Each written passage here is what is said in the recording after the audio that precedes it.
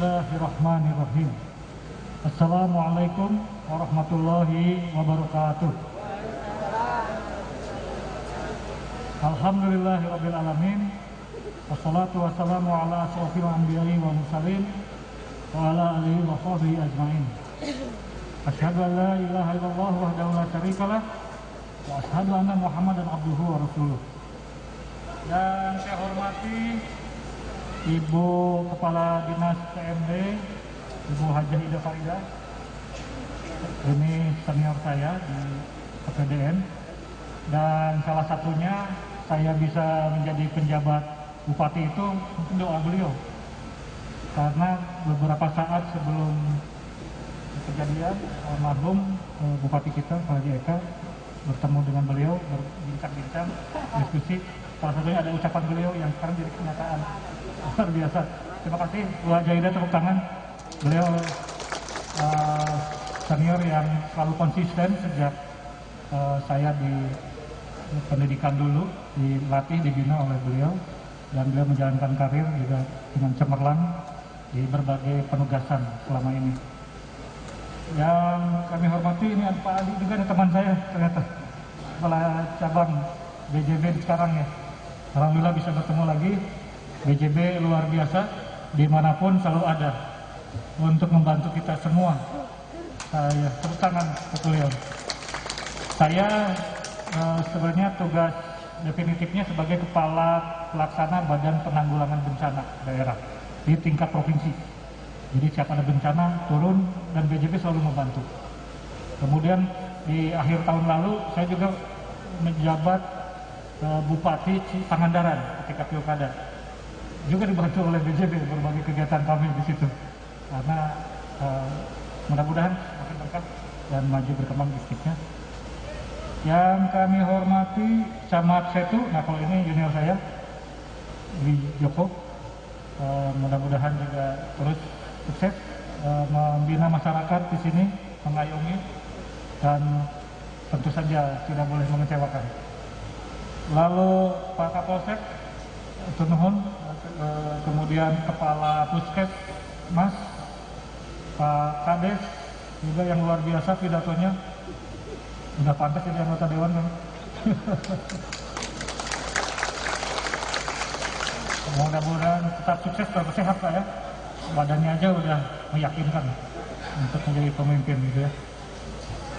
Ketua BPD, kemudian seluruh hadirin yang tidak saya sebutkan satu persatu, kita mengurangi hormat saya, dan terutama Bapak Ibu sekalian penerima manfaat BLT Dana Desa. Betul bahwa ini adalah desa yang pertama sejak seminggu saya bertugas, jadi seminggu itu sampai saya nggak bisa keluar kantor karena kegiatan tamu rapat begitu, dan hari ini alhamdulillah bisa turun, dan nama desanya sangat istimewa, Lobang Buaya. Sangat terkenal, tadi disampaikan di dalam peristiwa nasional kita, dalam sejarah bangsa kita G30S, meskipun lokasinya berbeda, tetapi nama itu pasti akan nempel. Sehingga terus terang untuk seminggu ini dari 180 nama desa, saya baru ingat yang ini aja. Saking banyaknya. Dulu di Pangandaran hanya 80, sekarang 180, 2 kali lipat lebih. Dan Lobang Buaya akan dicatat dalam sejarah saya sebagai desa pertama yang saya kunjungi dalam pelaksanaan tugas ini. Mudah-mudahan membawa berkah bagi Bapak Ibu semua, dan juga berkah bagi keberhasilan tugas saya di sini. Bapak Ibu sekalian, tadi disampaikan bahwa kondisi pandemi ini bikin susah semua ya. Betul apa betul? Betul. Apa kesusahan kita? Banyak yang sakit, benar? Benar. Banyak yang harus dirawat di rumah sakit, isoman di rumah. Bahkan yang paling menyedihkan, banyak yang mendahului kita ya. Jadi virus ini nyata apa bohong? Nyata ya. Tapi ada tuh masyarakat yang belum percaya, dibilang COVID ini bohong itu mah. Katanya itu mah konspirasi orang jahat gitu ya. Tapi kok banyak yang meninggal gitu. Ambulan kemana, lalu lalang, kuburan susah, oksigen susah, obat susah. Nah, mudah-mudahan warga masyarakat Desa Lobang Buaya mah nggak gitu ya. Percaya Yakin, lalu dengan cara itu karena sudah percaya, yakin, lalu yang keduanya taat. Karena percaya tapi nggak taat, sama aja bohong. Katanya percaya ada virus, takut sama virus, tapi suruh pakai masker aja nggak mau. Suruh jaga jarak nggak bisa, suruh menghindari kerumunan juga tetap aja ngumpul-ngumpul di warung kopi. Ya, jadi ini adalah suasana perang. Cuman musuhnya nggak kelihatan. Kalau kita sering dengar cerita perang dulu, kakek kita, bapak kita tahun 45 melawan Belanda, kelihatan jentulnya. Belandanya kelihatan, Jepangnya kelihatan, enak nembaknya gitu. Gak punya pedil, udah pakai bambu runcing aja. Nah sekarang virus, kelihatan aja enggak. Tahu-tahu bikin sakit, tahu-tahu bikin sesek, lewat akhirnya. Jadi ini perang yang sulit buat semua. Pemerintah manapun di dunia ini nggak ada yang sanggup benar-benar bisa melindungi rakyatnya supaya tidak terserang oleh virus ini. Nah, tapi virus ini punya kelemahan. Satu, dia mati pakai sabun dan air. Gitu. Jadi sering-sering aja tangan kita dibilas, apalagi yang sering wudhu ya, udah pasti tuh air. Nah, tapi jangan terlalu cepat, 20 detik, karena biar mati. Jadi kalau hanya air basah doang, ya nggak mati. Gitu.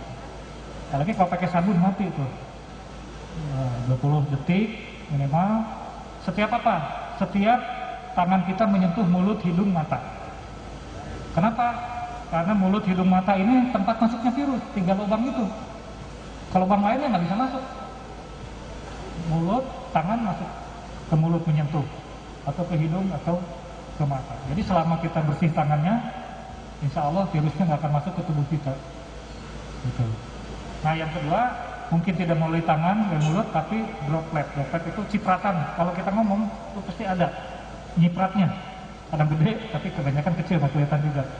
Itu kalau jaraknya 1 meter, 1,5 itu nggak nyampe. Tapi kalau bersin, tertawa, keras, itu bisa 2 meter loncatnya.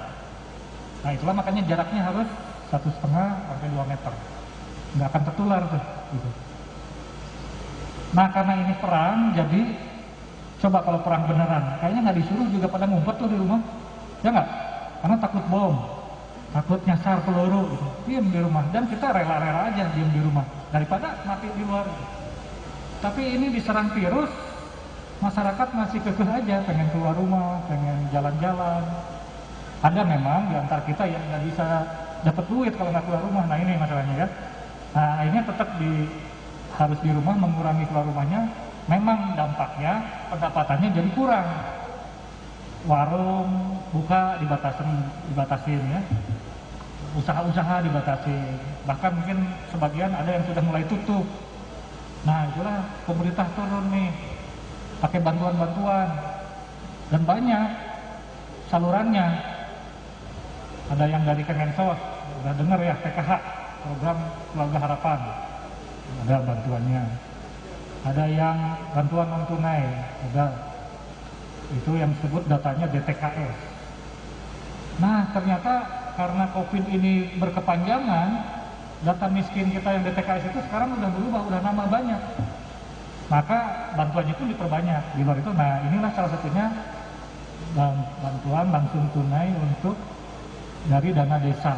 Walaupun kita non tunai penyaluran, apa yang dibantu Bang Jabar nih, transfer gitu, udah gaya nih. Orang desa juga pakai transfer, udah ngerti ya urusan transfer duit mah. Itu karena apa? Karena banyak yang selama ini dibantu secara rutin setiap tahun, setiap bulan dari pusat melalui Kementerian Sosial, Dinas Sosial, banyak miskin baru. Ya makanya dari dana desa pun BLT ini angkanya sama, dan insya Allah tepat sasaran kalau semuanya melaksanakan dengan sebaik-baiknya.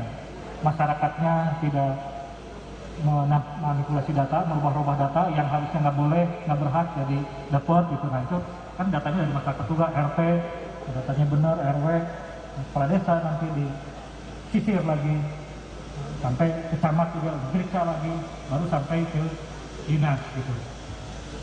Nah ini semua bantuan itu. Nah terus kalaupun itu masih ada lagi yang belum kebagian, nah sekarang kita bagi-bagi lagi bansos. Jadi banyak upaya pemerintah itu ya, udah 3 saluran tiap bulan dikasih. Nah kalau bansos memang tidak tiap bulan, tetapi yang pertama untuk yang isoman, yang harus isolasi mandiri di rumah, nggak bisa nyari beras di luar, ya kasih berasnya, kasih minyaknya, ada gulanya, kopinya, gitu ya. Nah saat ini karena ternyata masih belum berhenti juga ini COVID, jadi saya sudah menggeser semua anggaran-anggaran yang terpaksa nih.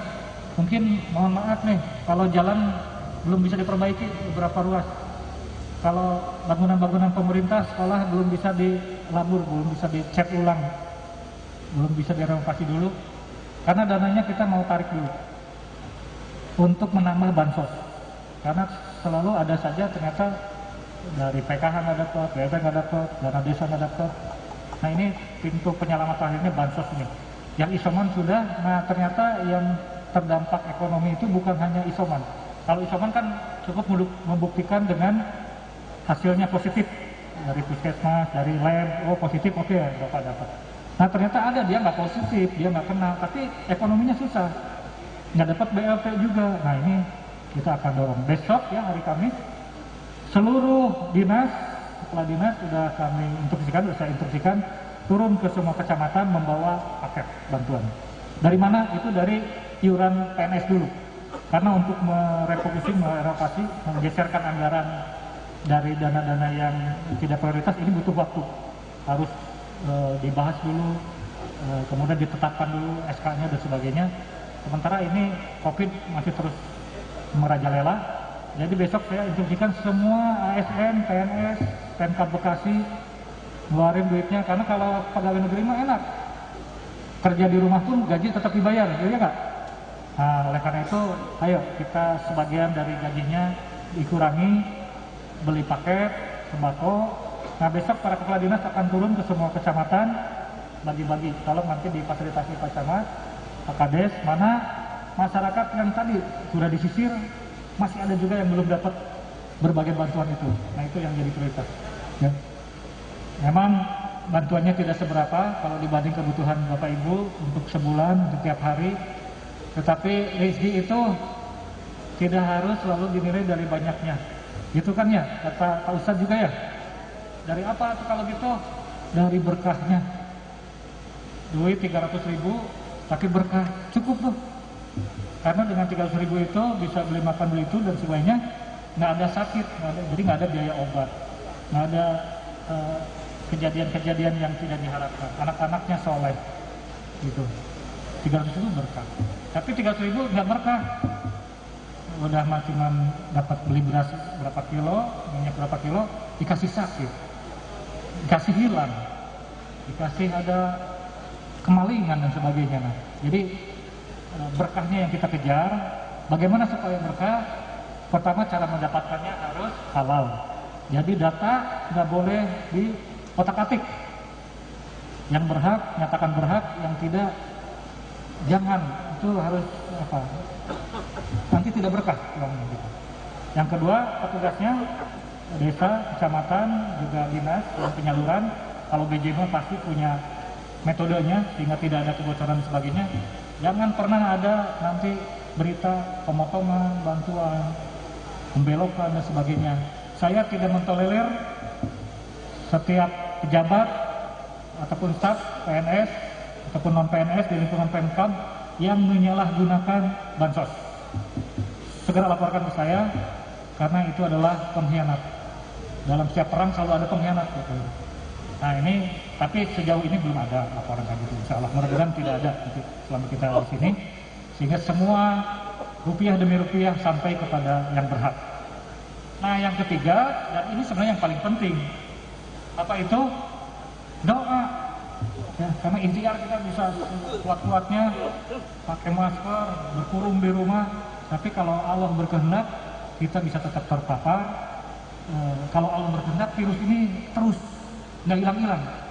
Maka doa ini adalah doa Bapak Ibu nih yang paling kabul nih. Doa yang sedang susah, orang-orang susah itu didengar sama Allah. Jadi doa jangan pernah berhenti tiap sholat, mau sholat wajib, sholat fardu, tahajud, apa kek. Kondisi pas di rumah beras sudah mulai tipis, nah itu doa yang mustajab. Pada saat anak sakit, duit nggak ada, doa itu mustajab. Karena biasanya itu khusyuk doa seperti itu. Jadi jadikan kesempatan itu untuk doa. Terutama doa juga agar Bapak Ibu segera kita semua terbebas dari COVID ini, lalu ekonomi kita pulih.